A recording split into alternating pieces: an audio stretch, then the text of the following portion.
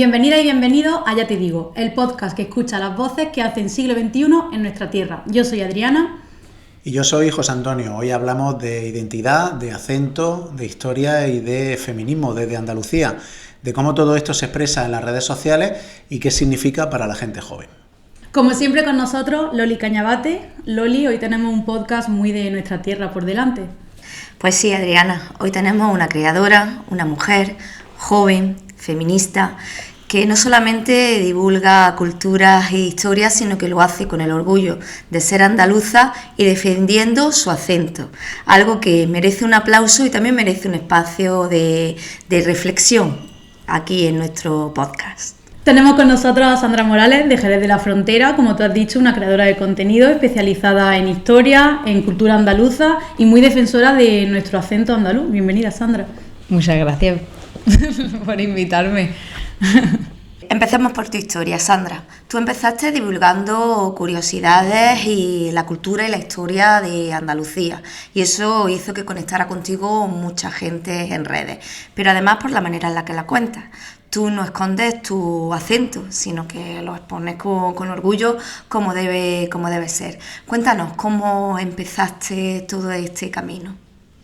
Pues como bien has dicho tú, pues empecé hablando principalmente de Jerez, que es mi tierra, y nada, pues fue un poquito moviéndome por la curiosidad. Es verdad que esto os va a gustar mucho, que mi primer vídeo sobre Andalucía fue de Granada, porque a mí me pilló estudiando allí. Yo hacía vídeos simplemente pues de curiosidades de arte y tal. Pero un colega que tenía allí me contó una leyenda de un museo y digo, jolín, esto hubiese estado muy guay grabarlo in situ, allí en el museo. Y era el Museo Arqueológico, el que está por la Acera del Darro, ¿sabes? Que tiene allí la ventanita así tapiada. Pues nada, ya claro, me tuve que volver para acá porque terminaba el curso y digo, bueno, pues voy a seguir aquí en Jerez. Y nada, muy bien, la verdad. Muy buena, tuvo como muy buena acogida porque yo antes de hacer esos vídeos no me veía ni el tato, como siempre digo, y a partir de ahí como que conecté un poquito más con el público, ¿no? La gente que empezó a verme, y yo creo que en parte también se debe a eso, a que conforme yo me fui sintiendo más cómoda, pues salía mi acento real en los vídeos. Y yo creo que eso le hizo a la gente sentirse más conectada con el discurso, por supuesto, porque no es lo mismo que te lo digan todos finoli, que te lo cuente un poco como hablo con mi madre, ¿no? Claro, mucho más natural. Claro. Y lo que tú haces además va un poco más allá de ese hablar sin imposturas, ¿no? Cuestiona también un poco un estándar sobre cómo deberíamos sonar en medios o en redes sociales. Se ha visto mucho en el mundo de la radio, cómo la gente cambia su acento para ajustarse a ese estándar. ¿Tú has notado reacciones, que imagino que sí, tanto positivas como negativas, por todo esto? Sí. Me gustaría responder que no, obviamente, pero no es la realidad desde el principio. Vaya, lo mismo que os he dicho, que tuve como muy buena acogida porque me empezó a ver mucha gente y recibí muchos comentarios buenos. Desde el principio la gente ya empezó a decir que aquí en Jerez no hablamos así. Y digo, bueno, no sé yo si vivirás por el Hipercó, que aquí la zona del Hipercó pues es una zona como de alto standing, ¿no? Y digo, yo qué sé, para empezar, que se diga aquí en Jerez no se habla así es como algo súper ambiguo, ¿no? Porque aquí hablamos como cada uno de su padre y de su madre. Yo, ahí está, yo lo mismo que te ceseo en algunas palabras, te jejeo, y yo escucho a mi madre y a mi padre y yo no hablo igual que ellos. Yo a lo mejor hablo más parecido a mi abuela.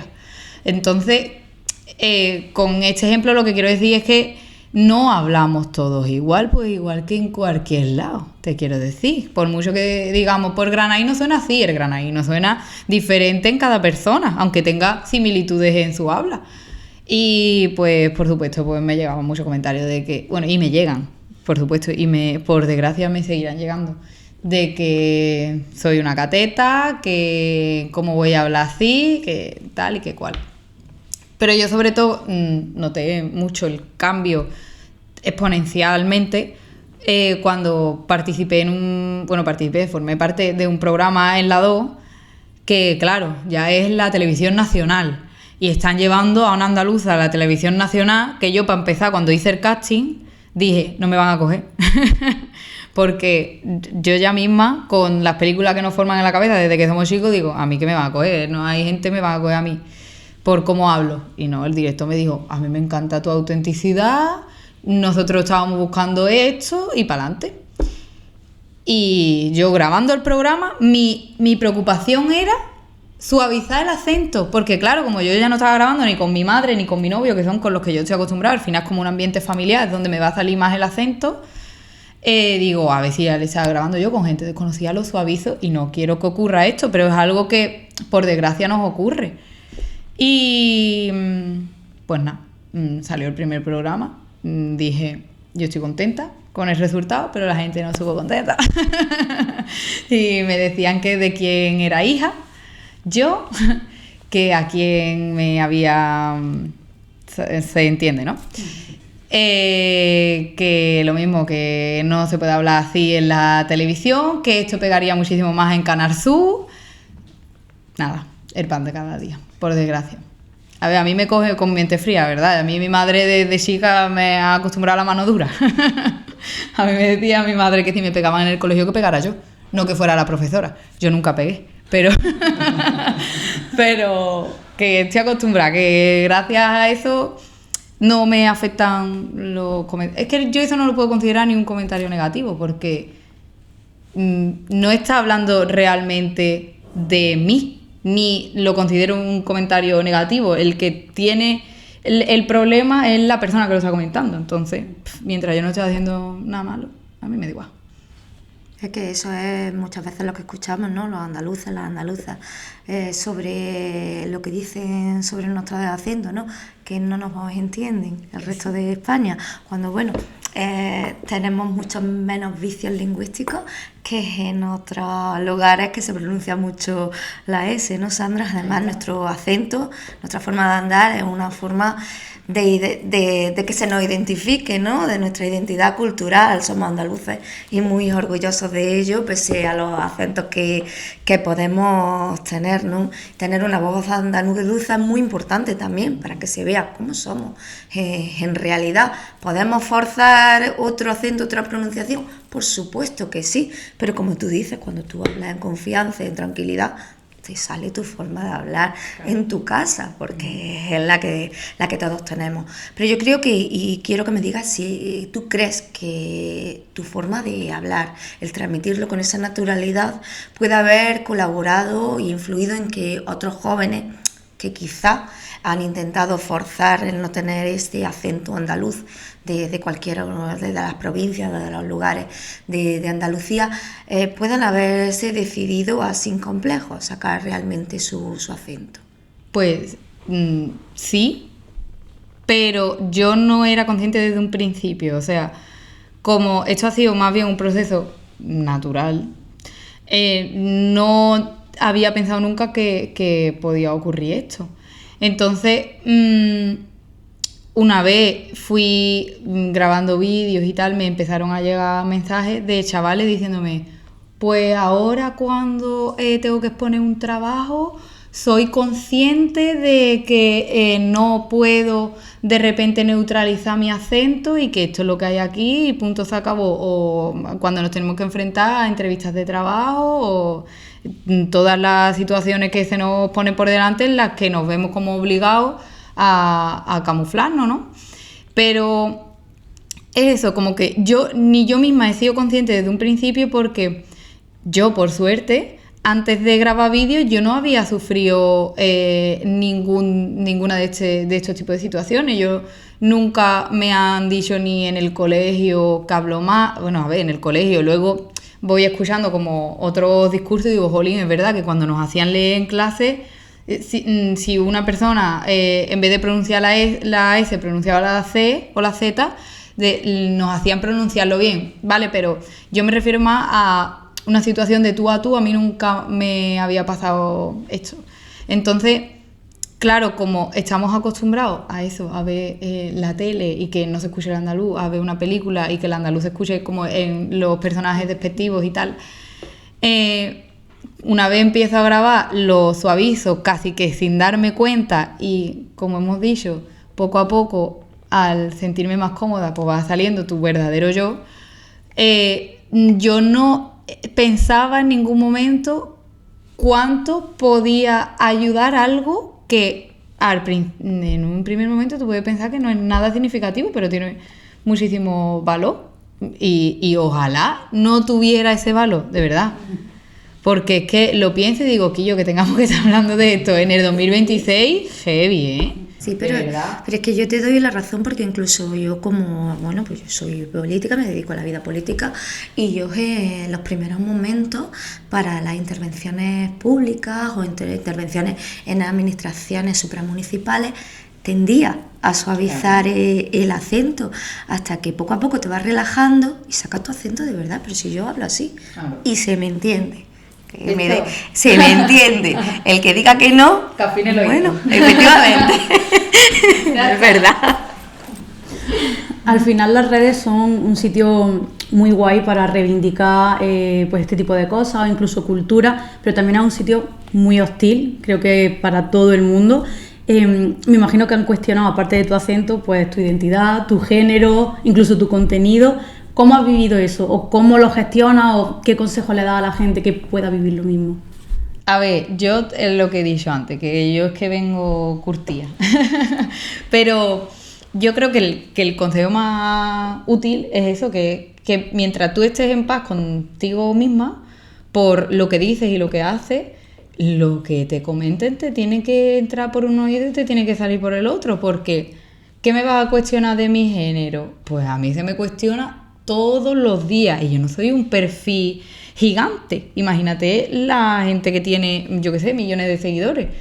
Se me cuestiona por mi género, se me cuestiona por mis pensamientos, se me cuestiona por mi forma de hablar que no vaya en concordancia con el resto de cosas, por mi apariencia también. Pero yo creo que en el momento en el que haces clic de que sí, que lo van a seguir haciendo, por desgracia, y tenemos que hacer pues activismo en redes sociales sobre esto y ser conscientes sobre esto para que obviamente vaya a menos. No vamos a erradicar el problema, ojalá, de verdad que sí, pero poco a poco.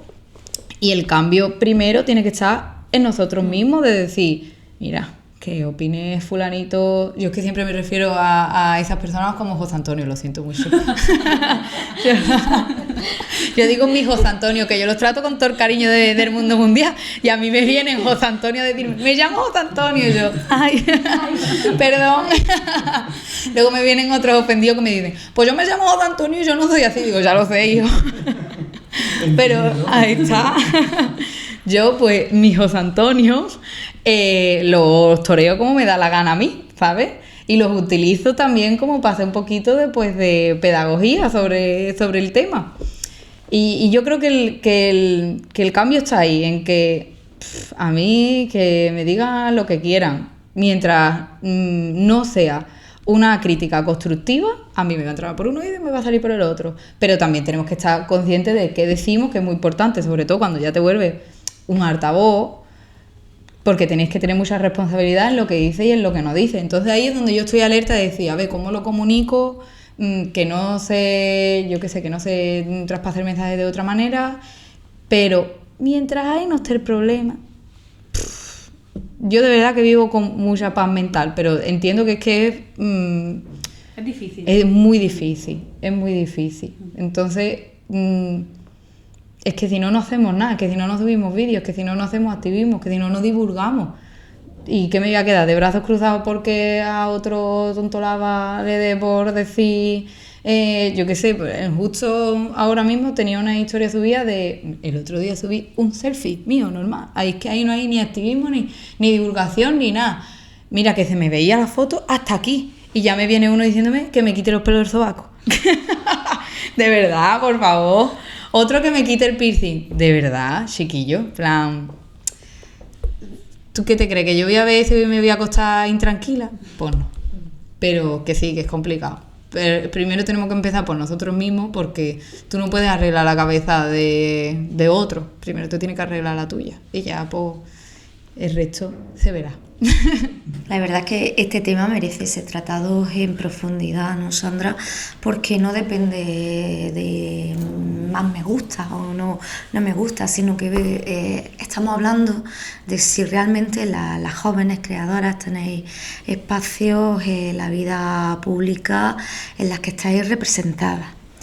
Y yo te preguntaría, Sandra, ¿tú crees que las plataformas o el algoritmo tiene mucho que ver en que se fomenten esos discursos de odio o esos debates tóxicos que vemos tanto en redes sociales? Sí, totalmente. Pues eso sí que es una cosa que me enfada un poco más, la verdad, porque ya ahí lo de antes no dependía de nosotros. O sea, lo que opine de una persona de mí no depende de mí.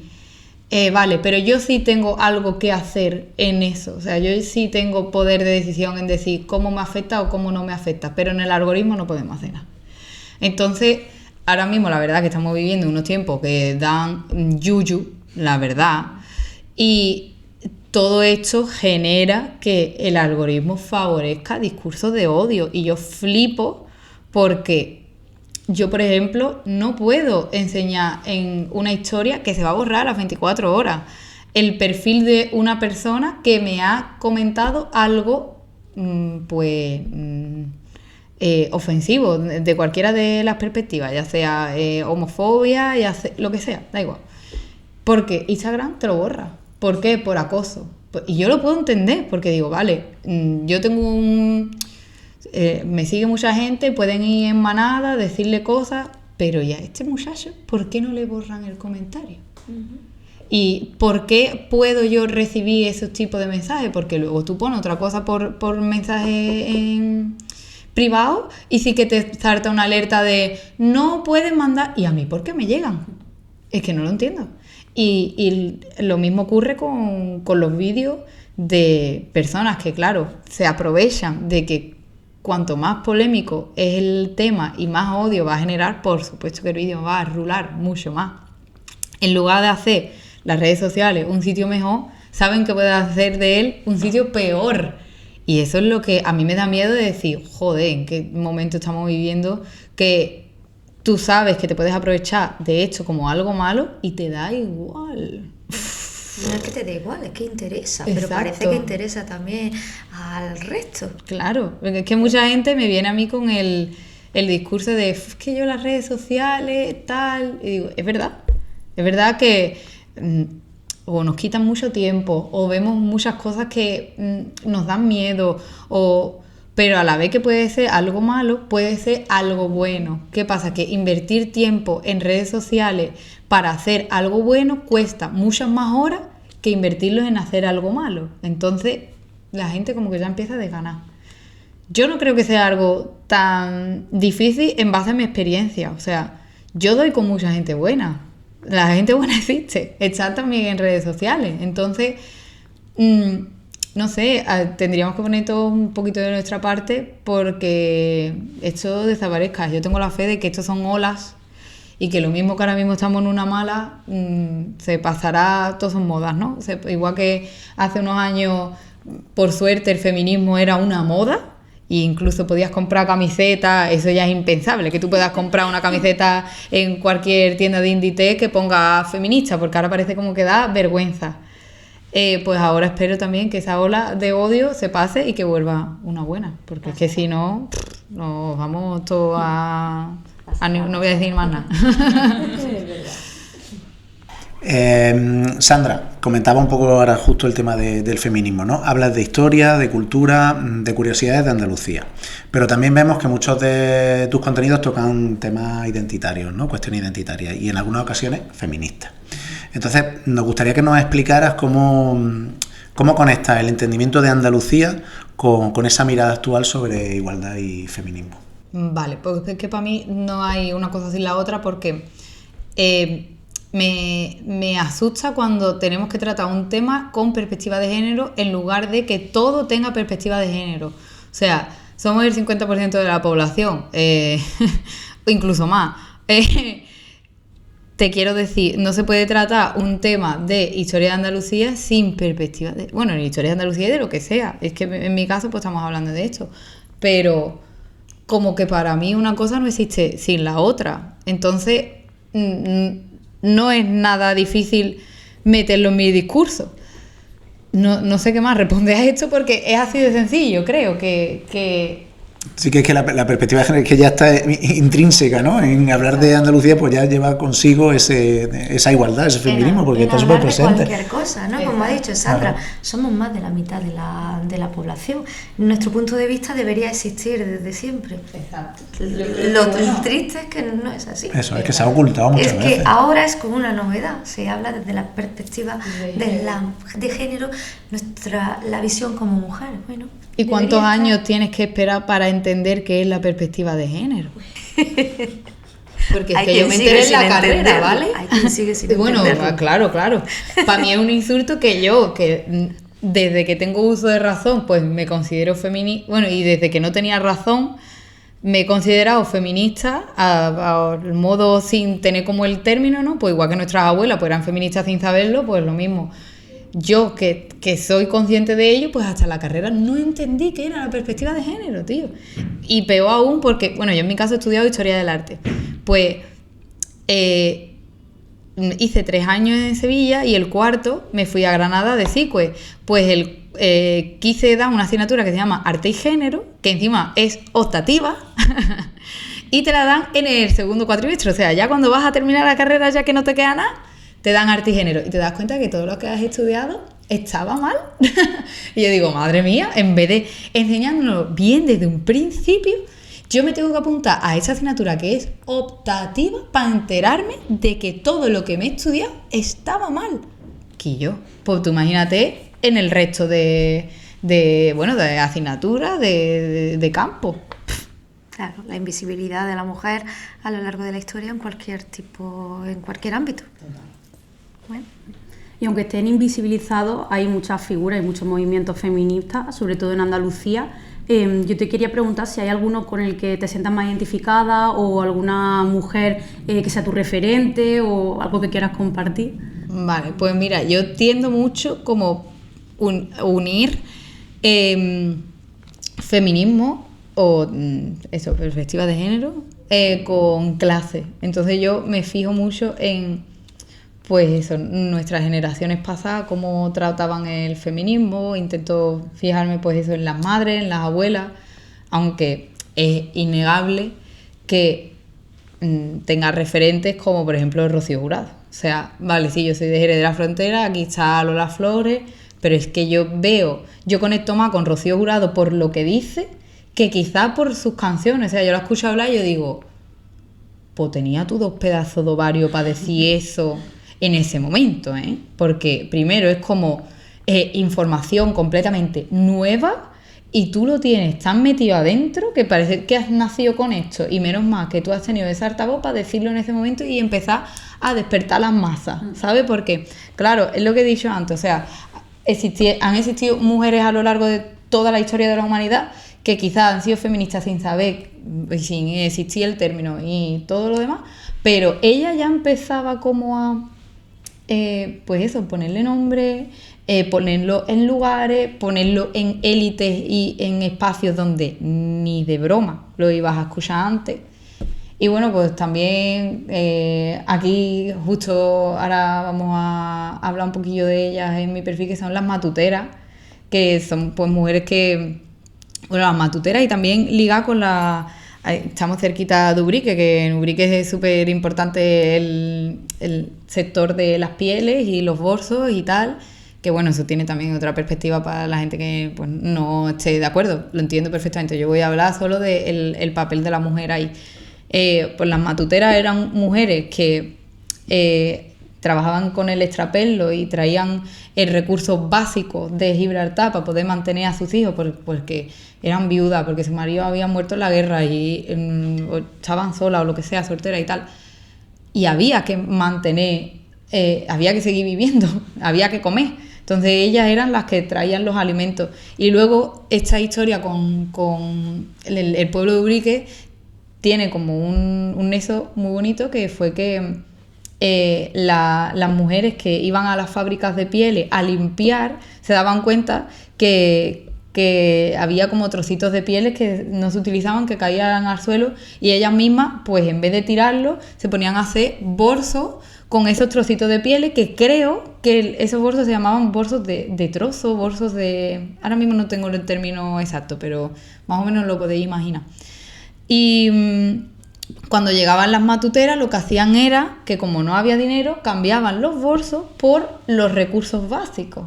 Y a partir de ahí, pues, se daban cuenta de la calidad de la piel de ubrique y, pues, siguen viviendo de esto, ¿sabes? Entonces, a mí ese tipo de historia De supervivencia. Total.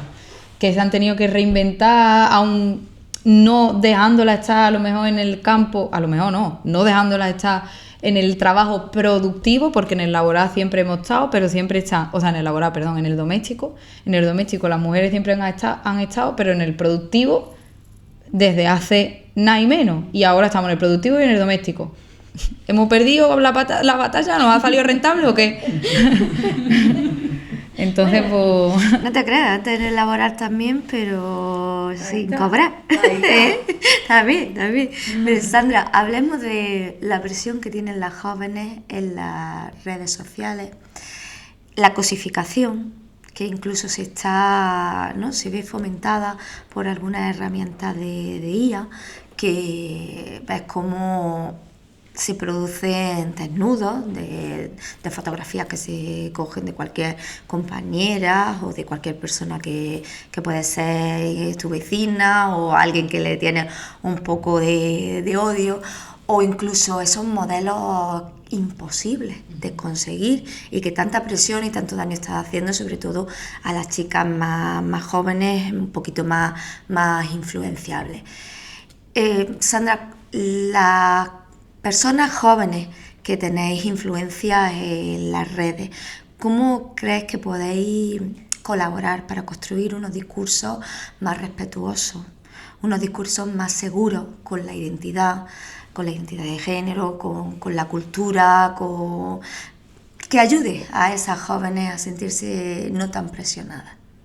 Pues yo creo que lo más importante es cooperar, por el hecho de que muchas veces no se nos toma tan en serio por ser mujeres y somos las que remamos para que esto, pues, que estas barbaridades, porque, bueno, que una niña se esté haciendo el skincare con 12 años es muy heavy, pero que te estén desnudando en redes sociales, eso ya es un delito.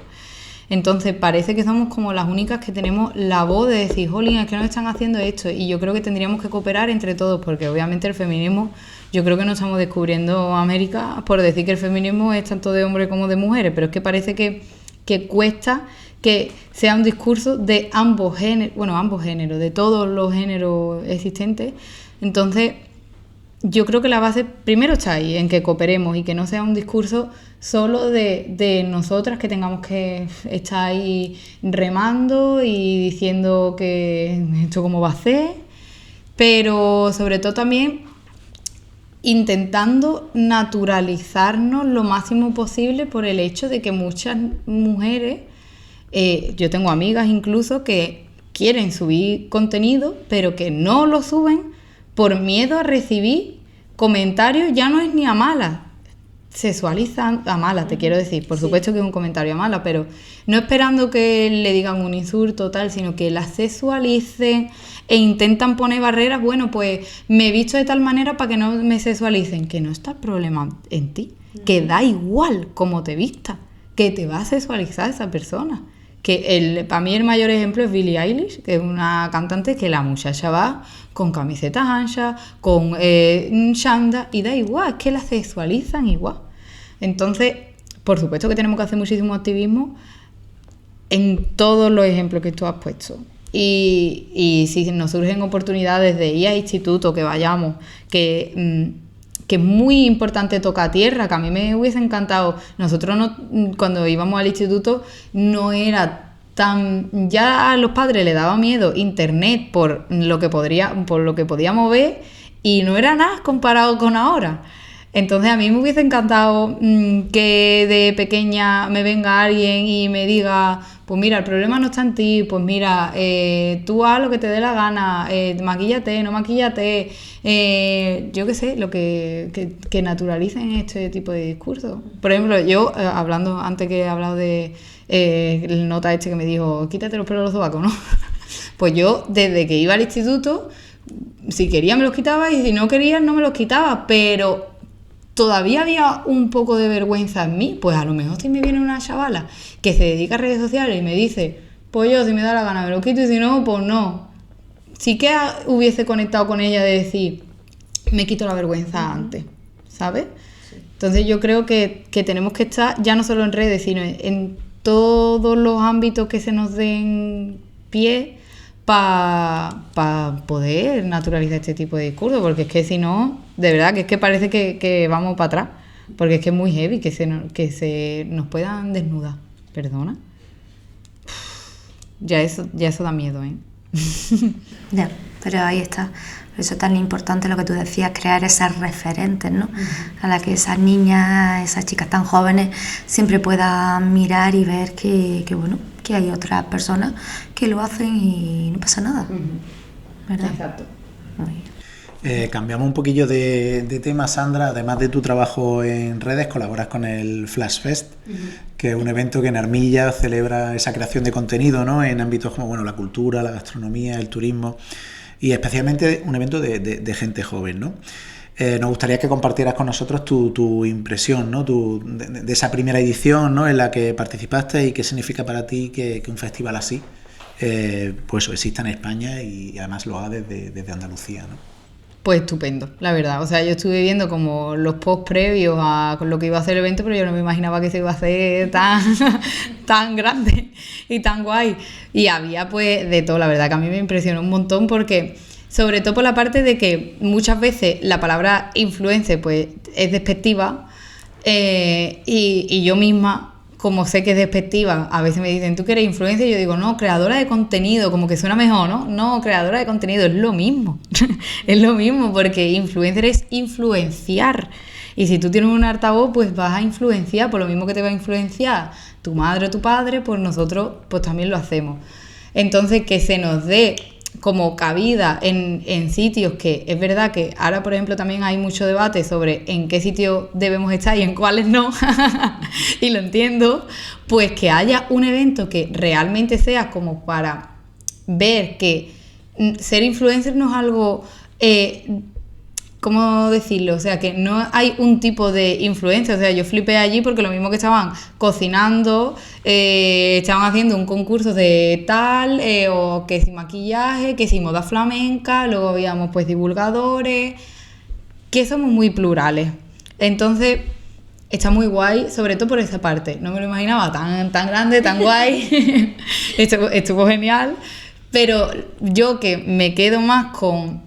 en casi todos los ámbitos de mi vida, como que reflexiono más por la parte sociológica y tal, lo vi más por esa parte, de decir, jolín, qué bien, que no se nos trate como, mira, este es el influencer, sino qué guay que eres influencer y que tienes este poder y lo vamos a poner en valor. Entonces a mí esa parte me encantó, la verdad.